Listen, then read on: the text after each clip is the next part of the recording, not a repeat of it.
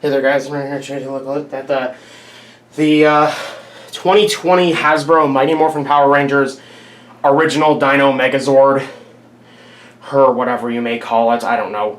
I picked these guys up a couple of months ago, back in December.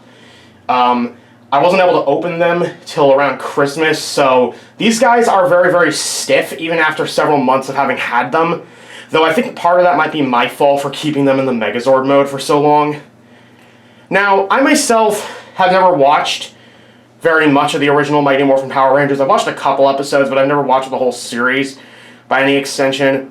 So I'm not really terribly familiar with it, but I do know what the series is about, and I did know the Megazord because my brother ended up picking up the 2010 version a couple of years ago, which my mom then, a few years later, told us we needed to donate because we weren't playing with it at the moment. Kind of wish I had fought her on that and somehow managed to keep it, because this is... well, it's not horrible. As JT Mitchell 87 called it, this is a budget Megazord. These are all cheap Zords, presumably for just younger collectors when Hasbro decides to finally release... you are tipping over.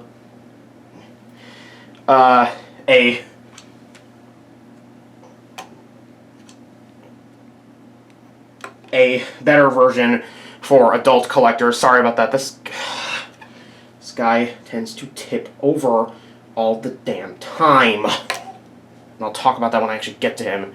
Either way, these are okay.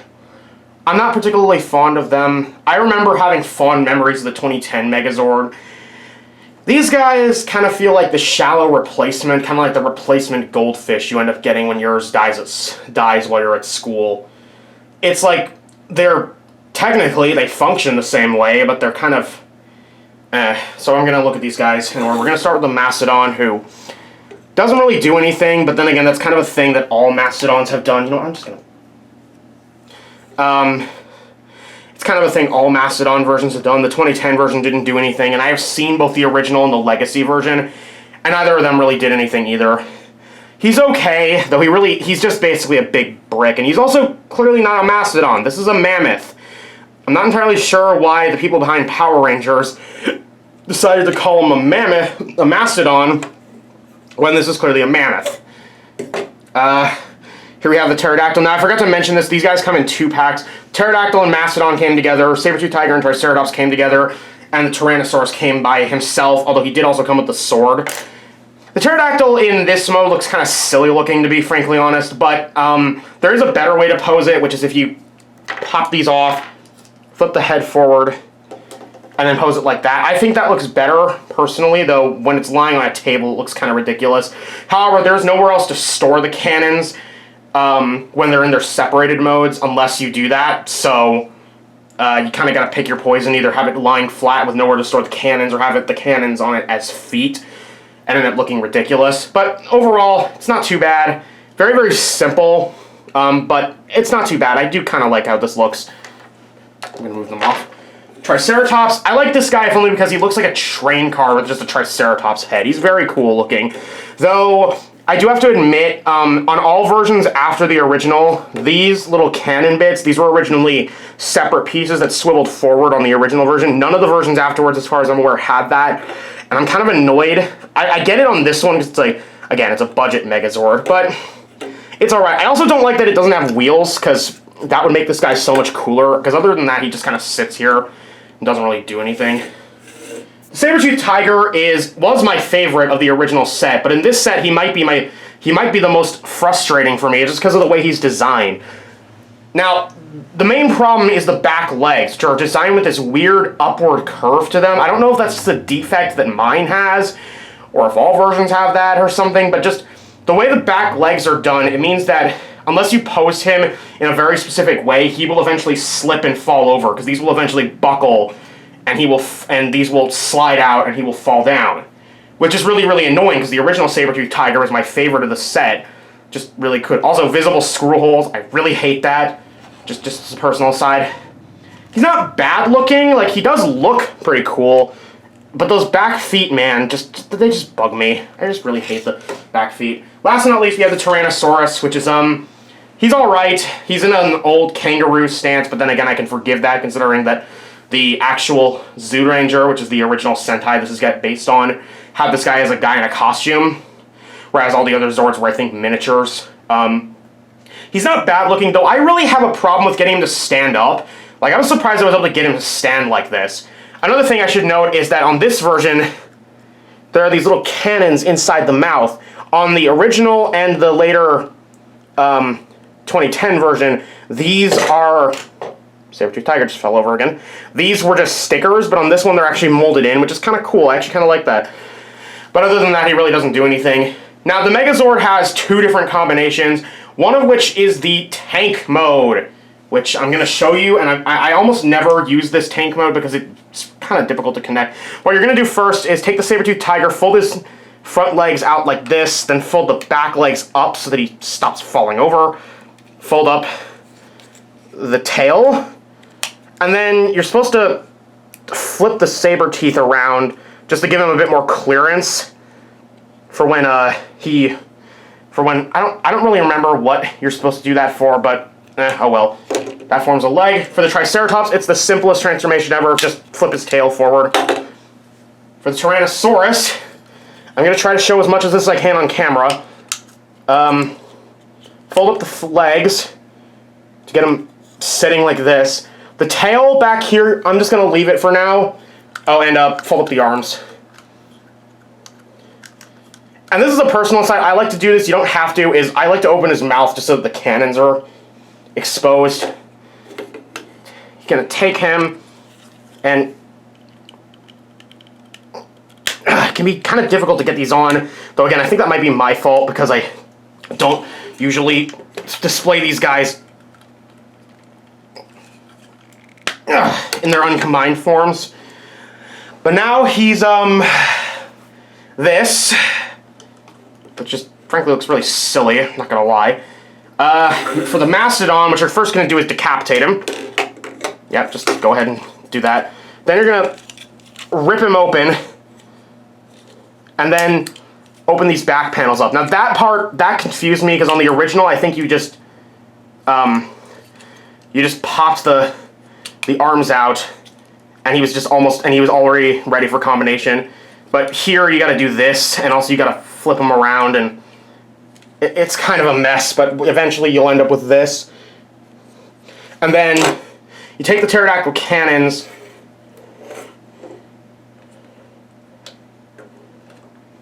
and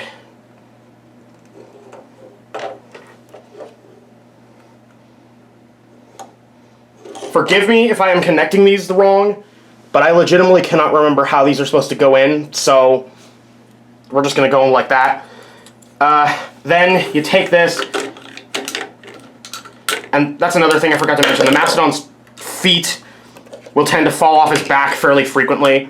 You clip these into the back, put the foot back on.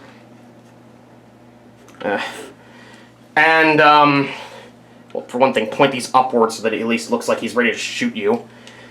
And then the Mastodon head has this little thing back here you're just going to flip out. And then that... I'm going to have to shut the T-Rex's mouth to actually get this on. So, ignore what I said earlier.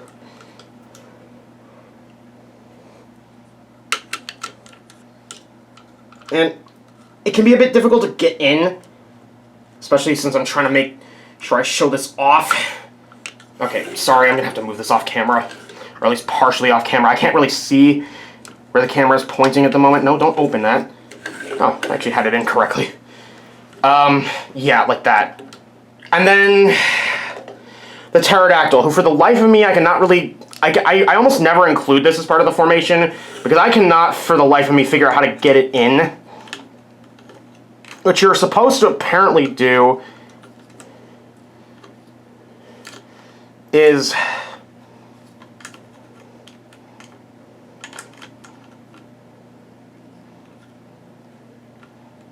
fit it back there, like that. Fair warning, this will fall off very easily. And this is the tank mode, which is kind of silly, but not too bad looking. Though I definitely don't prefer this to the other combination, which is the actual proper Megazord. To form that, first thing I'm going to do is take everything that is a liability and will likely fall off during the transformation process off, which means I'm going to take the cannons off. I'm going to take the Mastodon head off, which doesn't like to come out.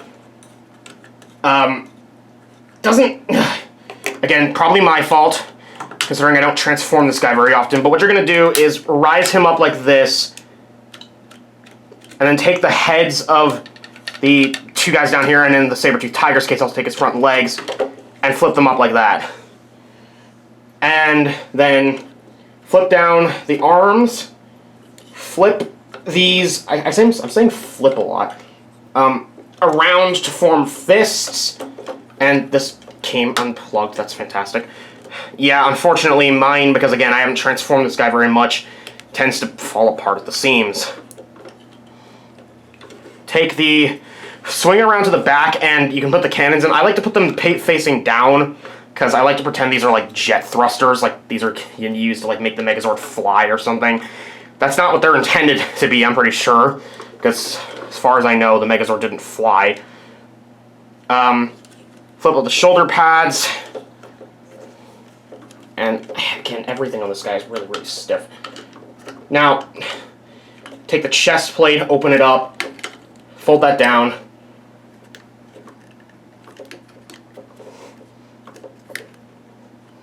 And this doesn't want to close for some reason. Yeah, sorry, I'm going to have to move this off camera again. Oh, yeah, you gotta make sure, you gotta push the T-Rex head in until it clicks. Take the Pterodactyl and fold her all up. You have to fold the head in first, obviously.